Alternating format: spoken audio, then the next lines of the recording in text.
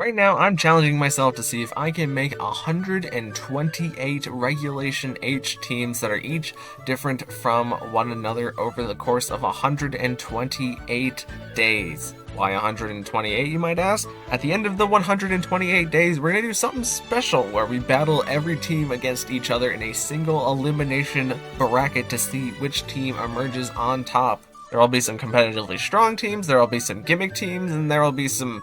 probably a good number of goofs and gaffs in there, so if you want to follow through to the end, subscribe so that you can keep up with each day. But without further ado, let's move on to day 118. Alright everybody, welcome back to another video, and in today's video we are going to be using a team where Magmortar is going to be hitting a lot of things. Mostly because Magmortar itself is pretty niche. I mean, Magmar outweighs it entirely because of Follow Me and being a not fully evolved Pokemon because of Magmortar, and the reasons to use Magmortar are pretty slim, but we do have one big reason to use Magmortar, and that is the fact that we are going to be clicking Lava Plume, which we had a team not that long ago that also had Duckspun on it, where we were just clicking Lava Plume into our side Pokemon, and we have some more Pokemon that enjoy being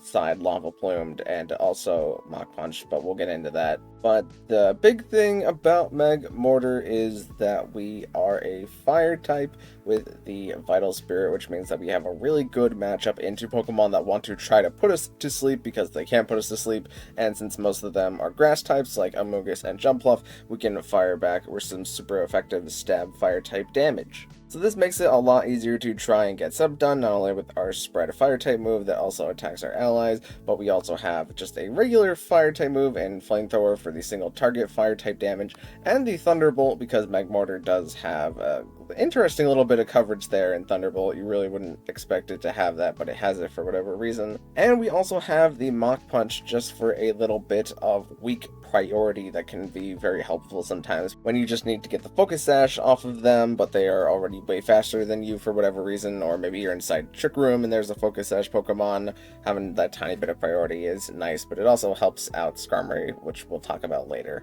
Next up on this team, we're going to be including Houndoom, because Houndoom has the Flash Fire ability, which means that it will be immune to fire-type attacks, and whenever it gets hit by one, it will increase the damage that we do with our fire-type attacks. And Heat Wave is a pretty good fire-type attack, because it's spread damage that allows us to hit both Pokemon that are on the field, and then we also have the Dark Pulse for being able to use our other stab, and we have the Terra Blast that we can use just as normal Terra Blast, even though it's not stab, which is not great, but if we decide to use our Terra Grass in order to defend ourselves or make us immune to powder moves, then we'll have Grass Terra Blast for hitting back all of the ground types that would have previously threatened us, but also we're grass, so kind of like Magmortar, we can't be put to sleep by powder moves, so we can fire back with our fire type moves. And then with the Flash Fire, since we're still immune to fire type moves, it negates one of our weaknesses of going Terra Grass. And we have the Focus Sash on Houndoom, just because Houndoom is pretty frail, so we want to make sure that we can always take at least one attack. And then we have a niche tech move here in Feint, which allows us to nullify the opponent's Protect whenever we hit it, and it is a +2 priority move, so even faster than most priority moves like Sucker Punch and Aqua Jet. But being able to get rid of the opponent's Protect or Wide Guard is pretty important whenever we have something like Magmortar, who goes for the Lava Plume for the spread damage, or Pokemon that really value getting off their attacks kind of consistently. And since Feint is another priority move, it will be like Mach Punch, and we'll talk about it whenever we get to Skarmory. Moving into Dockspund, the thing that you do is you click Side Lava Plume into it, which activates its ability, Well-Baked Body, which makes us immune to the fire type damage, and it also increases our defense by 2 stages, which combos pretty well with our Body Press because it will use our defense stat instead of our attack stat in the calculation. But we also have a way to raise our attack stat for all the Pokemon on the team with the Howl on Dockspun, because Howl will increase both ourselves and our partner's attack stat, which everybody except for Magmortar appreciates. Well, I guess the Magmortar does kind of appreciate it. If we lock in Mach Punch, it's just, we're really not going to be doing any damage with Mach Punch. But Houndoom, if we use Howl into it twice, the Terra Blast will change to be a physical grass attack, which has some niche scenarios that I can't really think of off the top of my head, but they are there. And then whenever we've increased our attack stat, we can also just go for the Stab Play Rough with Dachshund, and we have Protect in order to save ourselves for a turn, and we have the Citrus Berry just for a little bit of extra health that we can need, and we're Terra Fighting in order to increase the damage of our Body Press. Next up, we're going to be including Lycanroc Dusk form, and Lycanroc Dusk is a little bit slower than Lycanroc Midday form, but we have the trade-off that Lycanroc doesn't have to rely on the Sandstorm, kind of like Lycanroc Midday does, and the fact that we have the Tough Claws ability, so all of our contact moves will be multiplied by 123 times damage, and all of our moves are contact moves, as we have the Accelerock for our priority rock-type hit, and we have the close combat and the drill run to hit into the opponent. So some pretty good coverage on Lycanroc Dusk, and then we also have the Life Orb to even further give us another multiplier for dealing our damage, and we're Terra Ghost so that we can dodge fighting, but mostly so that we can dodge the Fake Out whenever it comes down to it. Also, just a little note, but we do have 3 dogs on this team, which I wasn't really planning to make this team a dog-themed team, but I guess I very well could have based on the fact that we got a lot of dogs. Coming up with our second not a dog here, we have Ludicolo, who is a pineapple lily pad? A pineapple lily pad duck? Regardless of what Ludicolo is, it is a little bit of a niche pick here because I wanted a Pokemon that would be immune to Intimidate, but also able to hit ground types, and Ludicolo has 2 types that hit ground types, which is pretty nice. But our own tempo ability not only makes it so that we don't get confused, it also makes it so that we will not be intimidated, and all of our moves are physical attacks because we're using the Waterfall as our stab water type move, and we have the Trailblaze, which will increase our speed whenever we land it into something, even though it is kind of a weak grass type move. But whenever we go for our Terra Grass, it will become 60 base power and be a little bit better. But realistically, we should only be using Trailblaze to get off the speed boost maybe once or twice, and then we hit them with all of our other moves, as we also have the Drain Punch in order to restore our health on Ludicolo, and we have the Knockoff to get rid of the opponent's items. And since all of our moves are attacking moves, we can afford to be Assault Vest on Ludicolo, making it a little bit tankier on the special side. And last but not least on this team, we are going to be including Skarmory, who I wanted another flying type in order for us to be immune to ground types. And Skarmory, the tech is a little bit weird here, as usually when you see the ability Weak Armor, you think of a Pokemon side attacking into this Pokemon and then activating a weakness policy, and then whenever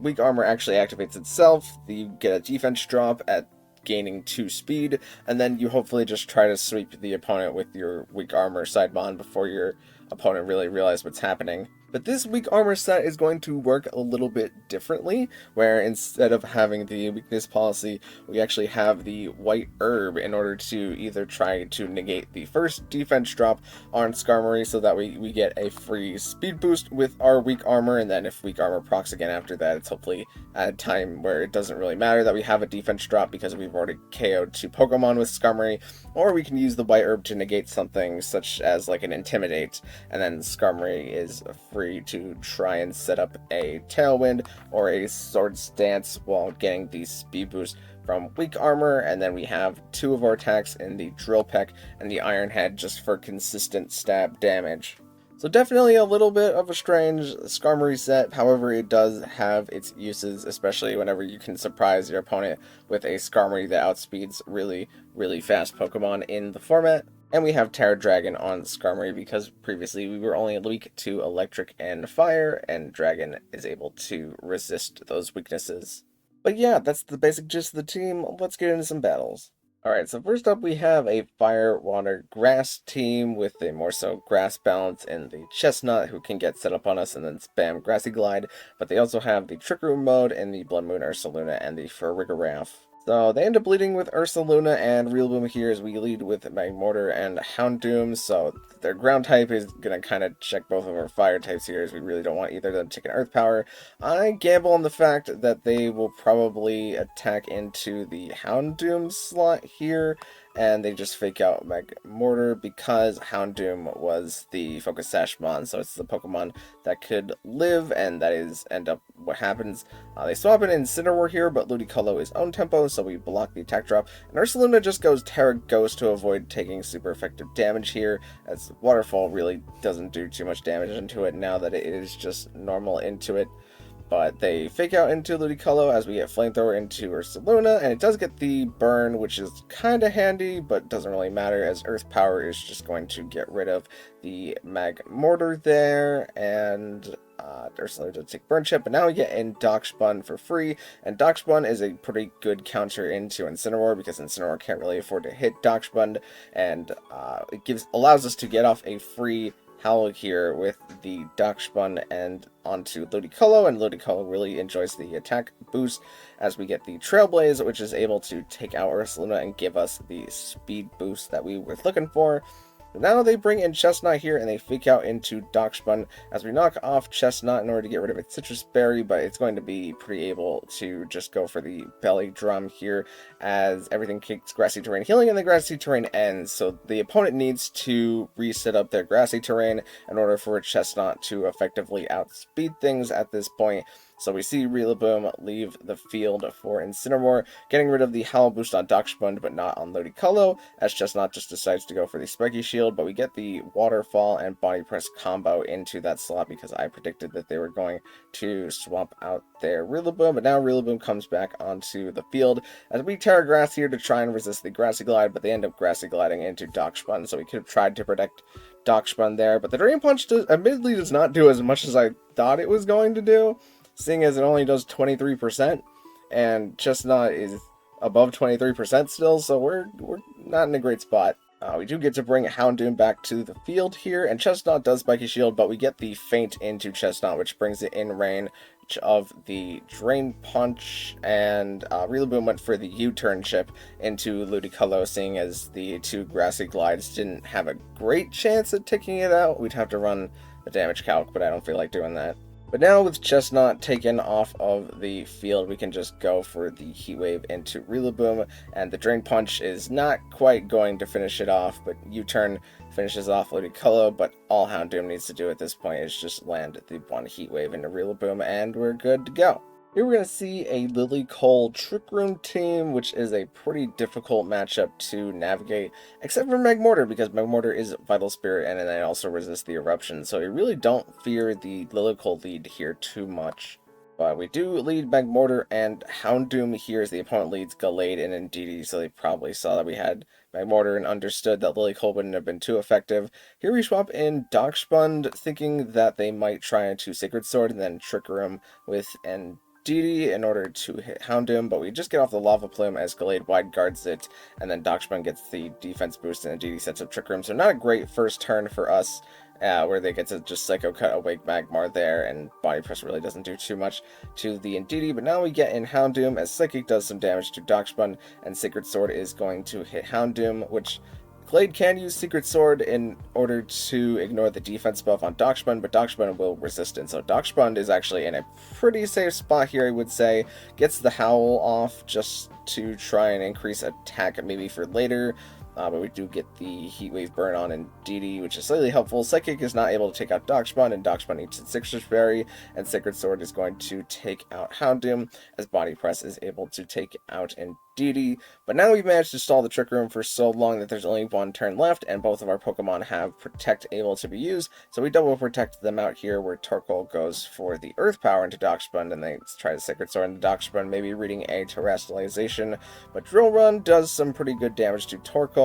and we Play Rough into Gallade in order to take it out, but Earth Power goes back into Lycanroc, and admittedly I probably should have Terra Ghosted Lycanroc there, but I just forgot because I thought that I had done it. So now what we see here is that they get to bring in the Araquanid, and we are able to Body Press the Torkoal to death, and then we would have thrown a Accelerock probably into Araquanid to deal big damage into that. But now Doxbund is taking advantage of the Torkoal Sun with the Liquidation, and we Terra Fighting just to maybe try and deal enough damage with Body Press, but it looks like it did slightly less than the Play Rough, so unfortunately the Araquanid is able to win out the end game there. So That game was definitely down to me not planning out my terrestrialization turn well enough, and I should have recognized that the Terra was the thing that I could have used to save myself defensively there in that game. And lastly, we have a battle against a Psy Spam slash Sun team, as they're using Indeedee male instead of Indeedee female, which usually means that they're Psy Spam. The turn begins now, and we lead with Houndoom and Skarmory, expecting Psy Spam, and they do, in fact, lead the Psy Spam here, which is pretty good for us. We side feint into Skarmory, and not only is Skarmory a flying type, so that we can side hit it during the Psychic Terrain, which would normally negate priority, you can just side hit yourself with priority anyways in Psychic Terrain, so we didn't have to worry about that at all. But the side feint is going to proc the weak armor, which makes us extra fast, and we get rid of the defense drop, and we are able to flat out just drill peck into the Sneasler, as they end up tricking Houndoom, maybe to try and get rid of its Focus Sash so that they could just one-hit KO it. And then they can have the Focus Sash for themselves on Indeedee. But now we have a Choice Scarf Houndoom, and that's maybe a little bit better. They do Intimidate us, so Skarmory does not like the Intimidate drop. We Terra Dragon here, and we Dark Pulse Indeedee to do a bunch of damage to it, and the speed boost means that we are able to take it out with Drill Peck, as Flare Blitz doesn't do too much, but it does give us another speed boost and a defense drop on Skarmory, and their last Pokemon is revealed to be Corviknight, so we want to change our moves on Lycanroc on Houndoom for later, so we bring in Lycanroc, as the Corviknight goes for the Iron Defense to try and set up its Body Press endgame, and Incineroar goes for the knockoff, which doesn't do too much damage to us considering we have a defense drop, but it is going to activate our weak armor again, so we are now 4 times speed at half defense, and Drill Peck does some pretty decent damage to Incineroar since we got the Sword Stance on the previous turn, not fearing what the opponent threw into us too much, and the Close Combat from Lycanroc is able to pick off the Incineroar, as the Corviknight is able to pick off Lycanroc with the Body Press, but now we can bring Magmortar onto the field, and Corviknight's going to Terra Dark so that it doesn't take the super effective Fire type damage, and it Body Presses into Magmortar, but Magmortar's at least kind of tanky, so it can hold on to it, and we get another Iron Head and Flamethrower combo, and because we're so fast, the Iron Head is now able to flinch the Corviknight, and just like that, Corviknight is unable to recover from the single flinch.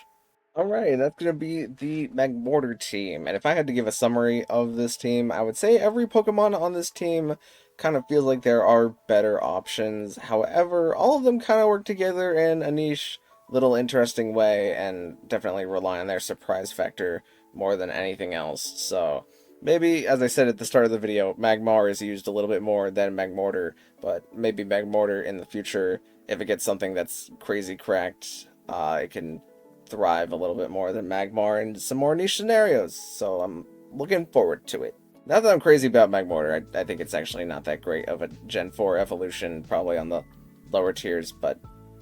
I mean, he still deserves some love at least. But thank you guys so much for watching. If you liked it, maybe consider leaving a like on the video, and even consider subscribing, because both of those things would help me out an absolute ton, and I will see you in the next one. Thank you very much.